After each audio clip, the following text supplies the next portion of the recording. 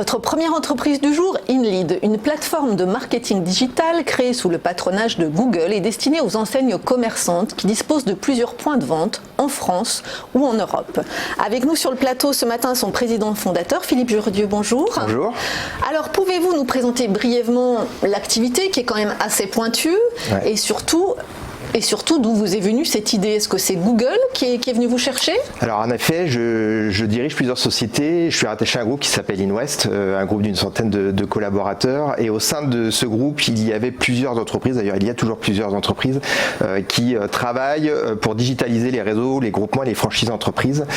Et Google avait identifié notre expertise et notre capacité à pouvoir adresser ce type de marché.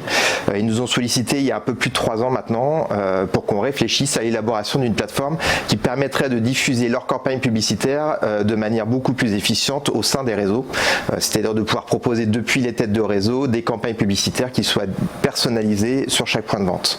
Voilà, donc on a travaillé, élaboré avec les équipes Google pendant 3-4 mois, on a validé le modèle, ils nous ont positionné dans leur accélérateur et puis on est parti sur le développement de la plateforme qui a duré entre 6 et 9 mois et ça fait 2 ans et demi maintenant que nous commercialisons la solution. Et juste pour être très clair, en quoi consiste exactement ce lien avec Google? Ils sont présents au capital? C'est un partenariat?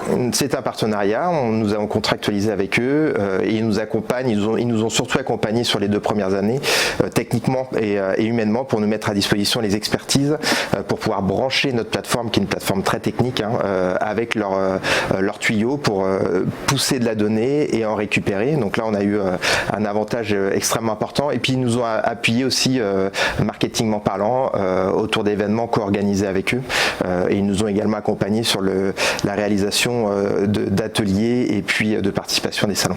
Ah oui, c'est une vraie force d'avoir à vos côtés. Alors, qui sont vos clients? Quel type d'entreprises peuvent être intéressées par cette plateforme de marketing digital? Alors en fait, la plateforme est vraiment dédiée à n'importe quelle enseigne qui est constituée de points de vente physiques.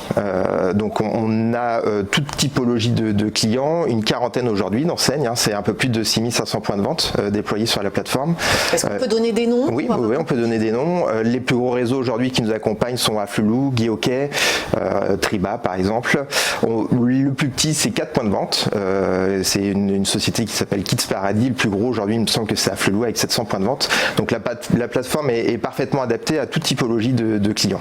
Et alors concrètement, que leur proposez-vous? Est-ce que vous pouvez nous donner 2 exemples de campagnes? Je ne sais pas après c'est sur quel réseau le marketing est déployé. Historiquement, effectivement, on travaille sur tous les leviers que propose Google aujourd'hui. Donc ce qu'on appelle les Google AdWords, ce sont les résultats publicitaires qui s'affichent dans les résultats de Google quand on cherche un mot-clé.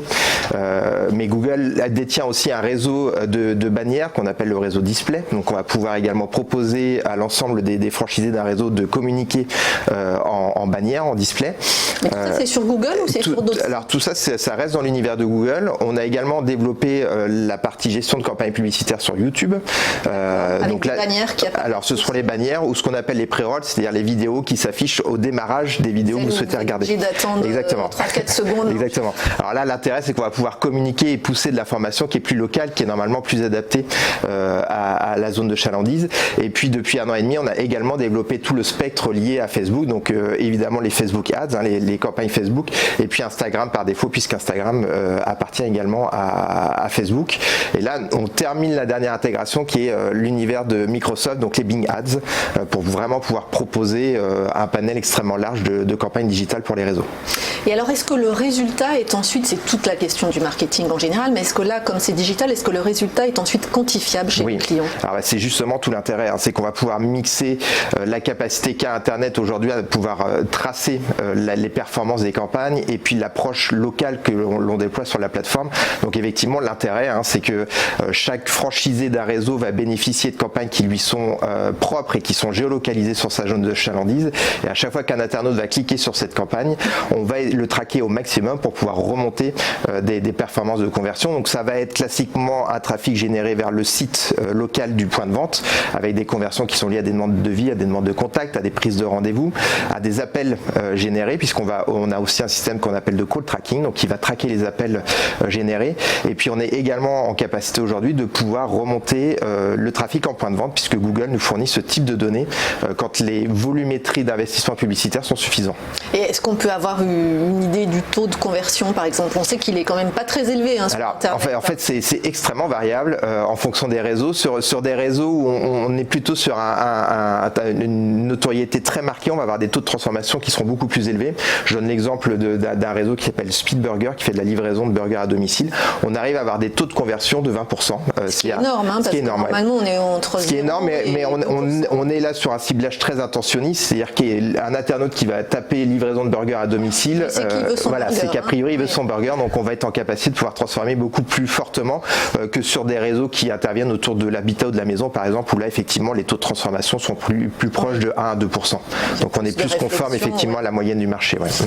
Et du coup, comme c'est quand même un marché de niche, est-ce qu'on peut avoir une idée de sa taille, de son potentiel, de ses perspectives? Alors on l'estime effectivement à entre 3500 et 4500 enseignes en France, donc c'est des entités qui sont structurées en multi-points de vente. Cela dit, on est en capacité également de s'adresser à d'autres typologies d'acteurs, et notamment les industriels qui ont des réseaux de distribution et qui ont vocation également à promouvoir leur réseau de distribution.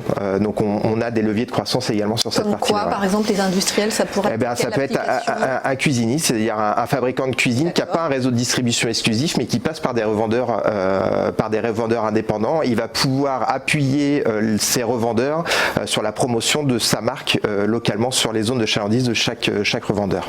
Et alors, d'abord, je ne sais pas si vous avez des concurrents directs sur ce créneau, et si oui, qu'est-ce qui vous différencie d'eux? Alors évidemment, aujourd'hui, je les nommerai pas, mais aujourd'hui on en a encore assez peu. On était très innovants à l'initial. Vous avez surtout Google à vous. Et on a effectivement Google qui nous a appuyé très fortement.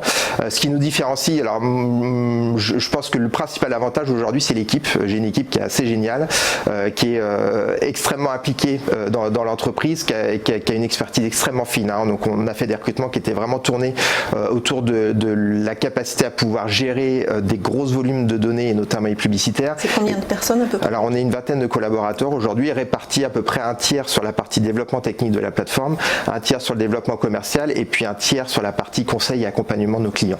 Et alors quel est votre modèle économique? D'où tirez-vous les revenus finalement? Alors, on a deux modèles. Le premier, c'est un abonnement qui est pris en charge par la tête de réseau et qui est variabilisé en fonction du nombre de points de vente rattachés à la tête de réseau.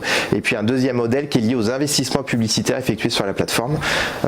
Et là, on prélève des frais de gestion qui nous permettent derrière de pouvoir gérer l'ensemble des campagnes. Est-ce qu'on peut avoir une idée de la croissance du chiffre d'affaires, si vous ne voulez pas nous donner? Alors on est sur 3 premières années, donc on est sur des croissances à 3 chiffres, puisque on a démarré entre guillemets de rien. Globalement cette année, plus belles années. Exactement. Alors en tout cas en termes d'accélération, très nettement, on fera cette année certainement un triplement du chiffre d'affaires. Oui. D'accord. Et alors comment vous avez financé le développement jusqu'ici et comment vous allez financer la suite? Alors on a démarré en fonds propres avec les équipes au sein du groupe. On a fait une première année de développement commercial notamment. On a validé le modèle et on est allé chercher des fonds. Donc il y a un fonds qui nous accompagne depuis 2 ans maintenant, qui s'appelle West Web Valley, qui est un fonds brestois, qui a investi 350 000 € il y a 1 an et demi maintenant, et qui vient de nous réépauler une deuxième fois il y a quelques semaines là pour une opération d'1,2 million. Voilà, donc qui permet effectivement de financer le développement, notamment commercial et technique. Vous avez la possibilité, le temps de voir venir. Du coup, exactement. À quoi vont servir ces fonds? Quels sont vos relais de croissance? Alors, les relais de croissance, on en a 2. C'est continuer à développer la R&D de la plateforme. C'est-à-dire que là, on a une vraie longueur d'avance sur le marché. On souhaite la conserver. Donc, on a pas mal d'axes de développement complémentaires. On souhaite offrir d'autres services que les services publicitaires aux réseaux et aux franchises. Et puis, un deuxième axe de développement à venir, c'est certainement l'international. C'est pas un focus pour l'année 2019. Effectivement, l'année 2020, on devrait commencer à attaquer l'international. La plateforme est parfaitement scalable. Elle est complètement adaptable à n'importe quel marché, en tout cas en Europe et sur les marchés américains sans aucun doute. Parce que là, vous n'avez pas de clients que vous accompagnez à l'étranger? Pour le moment, non. Alors, on a des clients qui ont des points de vente à l'international. Aujourd'hui, on reste sur un périmètre purement français. On est en train de travailler, d'adapter la plateforme pour qu'elle soit multilingue exactement et multidevise. Mais il nous reste encore quelques mois de développement pour pouvoir être complètement opérationnel. Merci beaucoup Philippe Bourdieu. Je le rappelle, vous êtes président fondateur de InLead.